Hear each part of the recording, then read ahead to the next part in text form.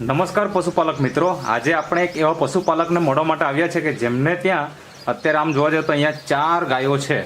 તો આપણે એમના પરિચય સાથે જાણીશું કે એમણે અત્યારે પશુપાલનનો વ્યવસાય કેટલા વર્ષથી કરે છે અને પશુપાલનમાં એ લોકો એવું તો શું કરે છે કે જેના કારણે એ લોકો અત્યારે નફાકારક પશુપાલન કરી રહ્યા છે. તો સૌપ્રથમ તમારો પરિચય આપજો. શું નામ છે તમારું? પટેલ વિશાલ કુમાર શંકરભાઈ. હા, અને આપણું ગામ કયું? ઉનાઈ ચેરવી. ઓકે, એટલે તાલુકો વાસદા ને જિલ્લો નવસારી. સારી. અચ્છા, તમે પશુપાલન કેટલા વર્ષથી કરો છો? આપણે 3 વર્ષથી પશુપાલન કરતા છે. અચ્છા, પણ તમારે ઘરે કેટલા વર્ષથી થાય પશુપાલન? અમારે બાપ દાદાની પેઢીથી ચાલતું છે. ઓકે, પણ તમે 3 વર્ષથી સંભાળો છો. હા, તો અત્યારે હાલમાં તમારે ત્યાં કેટલી ગાય છે? 4 મોટી છે અને 4 નાની છે. અચ્છા, એટલે વાછરડી પણ છે હા અને 4 મોટી છે. હા. ઓકે, તો અત્યારે હાલમાં કેટલો ગાય દૂધ આપે છે?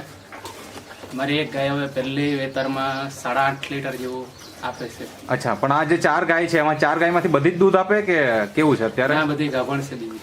બીજી ગાભણ છે, હા, એટલે અત્યારે દૂધ ખાલી એક જ આપે એક છે? જ ન હોય.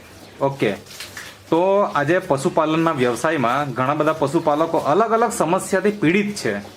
જેમ કે બીજદાન ફેલ થાય, જેમ કે ગાય બેસાણ આવી જાય, આંચળમાં બીમારી આવે, દૂધ ઓછું થઈ જાય, ફેટ બરાબર નથી આવતા, બરાબર ને? તો આવી કોઈ સમસ્યા તમારે ત્યાં આવી ખરી? આપણા ઘરે CFC પાવડર અને પેટવેટ પાવડર ખવડાવવાથી આજ સુધી 3 વર્ષમાં કોઈ સમસ્યા આવી નથી. અચ્છા, જરાક ફરાવજો ને, નામ બતાવજો. ઓકે, આ જે આ પેટવેટ છે, હા, આ તમે કેટલા સમયથી વાપરો છો? આ 2 વર્ષથી. 2 વર્ષથી. એના પહેલા તમે CFC પ્લસ વાપરતા, હા બરાબર ને? હા. તો મતલબ 3 વર્ષથી પશુપાલન થયું એમાં તમે CFC પ્લસ પણ વાપર્યું છે અને પેટવેટ પણ વાપર્યું છે. હા. તો એનાથી અત્યારે તમારે ત્યાં કોઈ બીમારી ગાયને આવી નથી. તો સૌથી પહેલા તો તમે એ જણાવો કે શું શું ફાયદા મળ્યા? આપણે પેટવેટ ખવડાવવાથી બીજદાન સક્સેસ જાય છે. ઓકે, ફેલ નહીં થાય? હા, ફેલ નથી થતું. જેમ કે અત્યારે 3 ગાય ગાભણ છે, હા, તો કેટલી વખત બીજદાન કરવું પડ્યું? એક જ વાર. એક જ વાર? હા, બાકી આજે તો ઘણી વખત એવું બનતું જ નથી. 2 વખત કરવું પડે, 3 વખત કરવું પડે, ત્યારે જઈને આપણને રિઝલ્ટ મળતું હોય.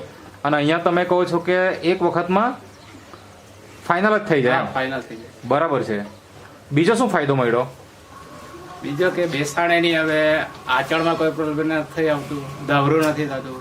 ઓકે, દૂધમાં? દૂધમાં સારું છે.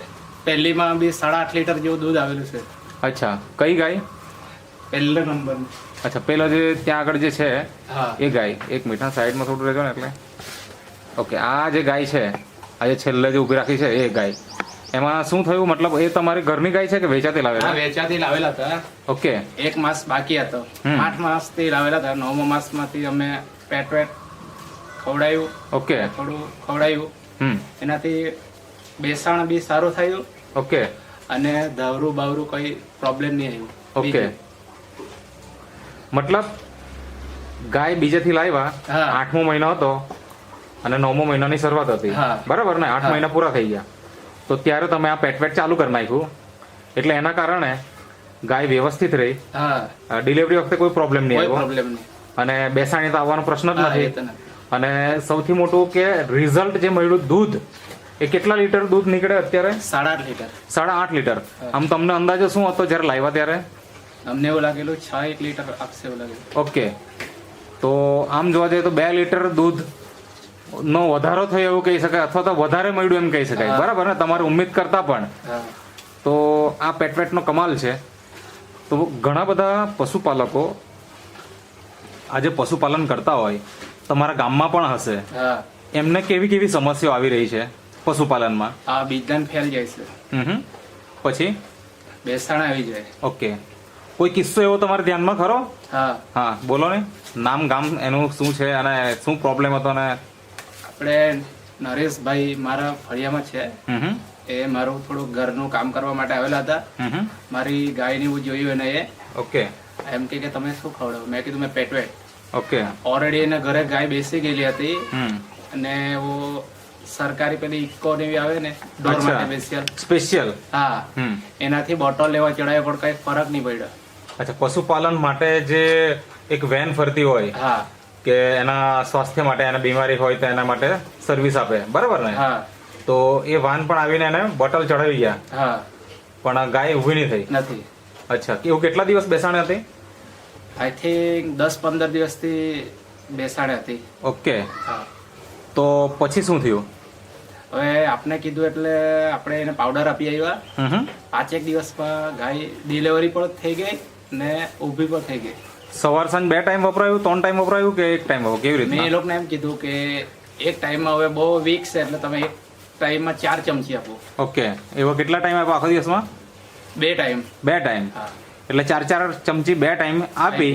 તો કેટલા દિવસમાં ઊભી થઈ ગઈ એમ કીધું? 4 દિવસ. 4 જ દિવસમાં. આ જે ઉનાઈ છે, ઉનાઈ ગામ ને હા. આપણું, અને એમાં કયું ફળિયાની વાત છે? આ પટેલ ફળિયાની. પટેલ ફળિયા, ચરબી, હા બરાબર ને? ચરબીનું પટેલ ફળિયું એવું કહેવાય? હા ઓકે, તો ખરેખર બહુ જ જોરદાર રિઝલ્ટ કહેવાય. હવે એ પશુપાલક જ્યારે આવ્યા ત્યારે શું એમને વિશ્વાસ હતો કે પછી અવિશ્વાસે લઈ ગયેલા, કેવું? ના આપણી ગાય જોઈ ને અહીંયા આવીને હા. એ લોકો પોતે કામ કરવા માટે આવેલા હતા. અચ્છા, આ તબેલાનું કામ કરવા માટે આવેલા ઓકે. હતા. એટલે એ લોકો પોતે જે કે તમે શું ખવડાવે, હા, હા. કઈ રીતના ખવડાવે. મેં બરાબર. કીધું, અમે આ પેટવેટ ને ચારો પાડી આપતા. ઓકે એટલે એનાથી એ લોકોએ બી કહ્યું કે અમને બી આપી જોઈએ. ઓકે, મતલબ તમારે ત્યાં તબેલાનું કામ કરવા માટે આવ્યા હા અને એના ચક્કરમાં એમણે પૂછી લીધું કે ભાઈ તમારે શું ખવડાવો કે આટલી ગાય તંદુરસ્ત દેખાય છે, હા અને ત્યારે તમે સલાહ આપી અને એના હિસાબે એમને ત્યાં ગાય આજે તંદુરસ્ત બની ગઈ, હા બરાબર ને? તો ખરેખર ખૂબ સારું રિઝલ્ટ છે. આવા તો અનેક લોકોને અલગ અલગ ટાઈપના આપણને રિઝલ્ટ મળ્યા છે. તો મને મારા અનુભવના હિસાબે વાત કરું તો ડોક્ટરી ખર્ચો તો મારો અહીંયા નહિવત આવતો હશે. આઈ થિંક આવે ખરો કે ડોક્ટરી ખર્ચ નથી. બીમાર પડે ને એવું ના ના નથી આવ્યો? મારે ખાલી બીજદાન જ એક વારનો ખર્ચો. બસ ખાલી બીજદાન કરતી વખતે ખર્ચો આવે એટલો જ, અને એ બી એક જ વખતમાં આપણું સક્સેસ થઈ જાય, હા. બરાબર ને? અને બીમાર પડવાનો કોઈ પ્રશ્ન જ રહેતો હા, નથી, નથી. બરાબર? તો શું કહેવું છે બધા પશુપાલકોને તમારે? કે પેટવેટનો યુઝ કાયમ કરવાનો. તમે રેગ્યુલર ખવડાવો? હા રેગ્યુલર. એટલે સવાર સાંજ 2 ટાઈમ કે 1 ટાઈમ કે કેવી 2 રીતના? ટાઈમ એક ચમચી. બધી જ ગાયોને ખવડાવો છો? હા ઓકે, તો જો આ 3 ગાય જ્યારે વિયાણ થઈ જશે તો કેટલું દૂધ આપશે એવું લાગે તમને? અત્યારે સવાર સાંજ કેટલું દૂધ આવે એક ગાયનું? અને એક ગાયને 8.5 લીટર આવે છે પહેલીનું. 1 ટાઈમ કે 2 ટાઈમ મળીને? એક ટાઈમ 1 ટાઈમ, એટલે સવાર સાંજ કેટલું થાય? સવાર સાંજ માનો ને થોડું અડધા લીટર જેવું ઓછું આવે સાંજે.